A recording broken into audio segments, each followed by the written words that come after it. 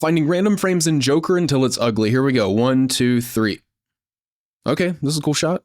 One of the things I've heard the DP of this movie, Lawrence Sher, say before is that he likes to light spaces, not faces. And I think this is a prime example of that, because here you can see that his face is not very exposed. In fact, it might be technically underexposed, but that's okay. You want to light the space, and you want the face and the exposure of the face to make sense in that space. And that's one of the things I'm trying to like beat into myself, is just, you know, you don't have to perfectly expose someone's face all the time. But yeah, they're probably using a very bright bulb in this lamp, not one that you would actually see in someone's home. It's brighter than what you would typically see in someone's home. And then they're also shooting light from outside through the window and making this nice pattern, as you can see these slashes and everything. And it's just a very deep and nicely contrasty shot. Okay, let's go towards the beginning. 1, 2, 3. Okay, this is cool. They are outside here. I believe it was a very overcast day. That's why you're getting all of this soft light on his face. There are not many hard shadows at all. And the thing you need to know about this shot in particular, in the sequence of shots surrounding it, is that these shots occur during the beginning of the film, and the Joker character, who is not the Joker yet, is portrayed in a city environment with a lot of people, and the director and the DP wanted us as the audience to view this character in the same way that the people on the streets would see him. And the way they chose to do this in this part of the film is to use very long lenses, and long lenses compress the space, and the camera is physically further back from the character than a wide lens would be. And so we as the audience get this feeling of him being distant. We don't really know him as a character yet, and that is in contrast to what I just landed on when he is in his apartment. When we finally get to the apartment, you can tell that this is a wider lens, and the DP and the director chose to use wider lenses in the apartment because it's just us as the audience and the character. There's no distraction around. It's a more intimate setting. You can be the judge of whether you think that works. You can be the judge of whether you think that audiences will pick up on something like that. But I think generally something to note is that using wider lenses kind of gives a more intimate feel than longer lenses. Okay, so let's go towards the end this time. 1, 2, 3. But first, if you are still watching this video, that must mean you are obsessed with cinematography, directing, and still frames from movies. And if that is the case, you're going to want to keep listening, because this video is brought to you by Frameset. Frameset is a website where you can search through thousands of individual frames from movies, TV shows, music videos, and more. For instance, if you're a cinematographer who needs lighting inspiration for your new knockoff John Wick movie, John Wick, then go to Frameset and search for John Wick. You'll start to see hand-selected frames from the John Wick movies that you can analyze and use for reference for your own film, along with a ton of filters that can help you narrow your search. For instance, let's say you only want to see close-ups. Then just come over here to the frame size filter and click close-up. Now you have a lot of close-ups from John Wick and similar shots from other films that you can analyze and add to your own custom set for future reference. But my personal favorite feature of this website is the similar search button, which automatically finds shots similar to the one you pick. So if you're a cinematographer or a director working on your next feature or short film, please consider using Frameset to help you come up with ideas, help you with your mood board, help you with your storyboard, and to just generally help you and your team get on the same page. Check out Frameset by using this QR code or by using the link in the description below, and honestly, this is the best way at the moment that you can help support this channel. Now back to the video. Okay, I think this is a great shot. It's another example of lighting spaces, not faces, because the space is lit very well, but his face is not perfectly lit. I still think it looks amazing though, so let's go to the next shot. 1, 2, 3. Okay, this is a really cool shot. They're using a different color palette than the other shots we've seen. In fact, the color makes it very surreal. It makes it seem like we are in a different world. We are in Gotham City, not a typical hospital you might see in the real world, because I don't know of any hospital that uses all this neon blue light to light with. I think hospitals are a lot more ugly than this in real life. So great job at making hospitals look cool and interesting. Not ugly, let's go towards the beginning again. 1, 2, 3. Okay, this is a great shot too.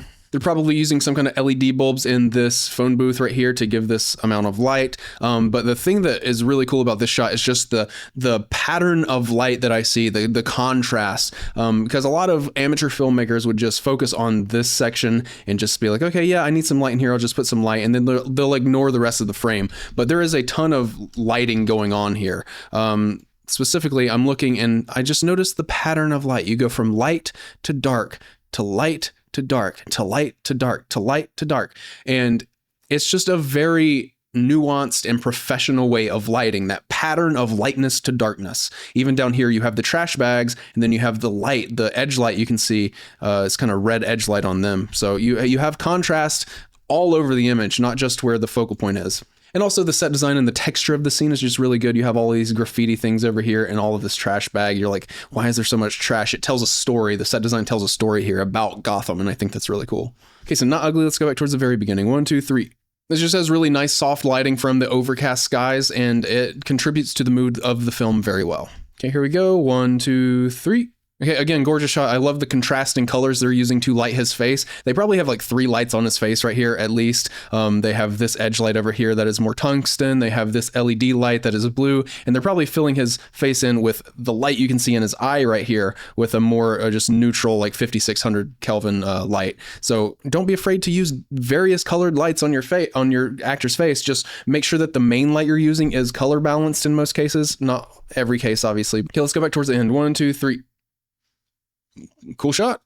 This is obviously lit very different than the hospital scene we saw earlier. This is a much more neutral looking image. The only thing else that I'll say about this is I love the smoke. And for you guys who don't know, in order to see smoke on screen like this, or to see rain or snow or anything like that that's in the atmosphere, you want to backlight it. So the light outside of the window here is a really bright light, and it is backlighting the smoke. Not ugly. Let's go back towards the very beginning. 1, 2, 3.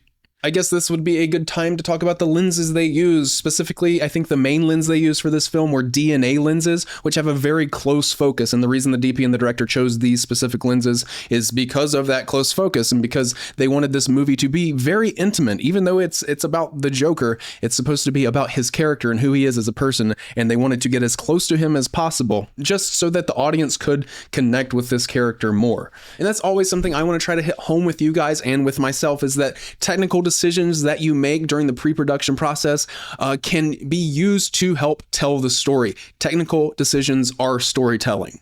Okay, let's go back towards the middle. 1, 2, 3. I love this shot. Interestingly, the way they have this framed is actually a much different frame than the rest of the movie, because they are blocking off some of the image with, I guess there's a wall over here maybe, and that creates an almost vertical image, which is really cool. I love it when filmmakers do stuff like that. They are also definitely using some kind of strong LED blue light in here to blast him, maybe even 2 different lights, because I see a very white light on his skin. Again, his skin tones look kind of natural to me right there, but then on his arm right here, they kind of look blue. So maybe they're using 2 different kind of lights in there. I'm not sure. Or maybe this is just a color correcting thing. I don't know. But either way, it looks really nice. Okay, let's go around this area again. 1, 2, 3. Whoa there, Joker. What are you doing? What are you doing there? So one of the things I found interesting about this movie is the way they constructed and utilized this subway set, because this is not an actual subway. This is a set, and all of these lights up here are LED lights, and I believe at some point during this sequence the lights flicker and go on and off, and I think it's supposed to be very fever dreamish. It's not supposed to look like an actual subway. It's supposed to have like almost a nightmarish kind of feel, especially with the lighting gags. And so they had lights up here, and they had some lights outside of the windows that were on a switchboard that the DP would just like flicker on and off and do stuff with to make it look like the set was moving when it really wasn't. Another thing they had to do to make it look like the set was moving is outside of this window they had LED screens, I believe, and they had to go film plates to put on those LED screens and then play those plates to like make it look like lights and stuff are flashing by. But anyway, they weren't allowed to actually go on a real metro and film outside the windows, because apparently that's illegal after 9/11 for some reason.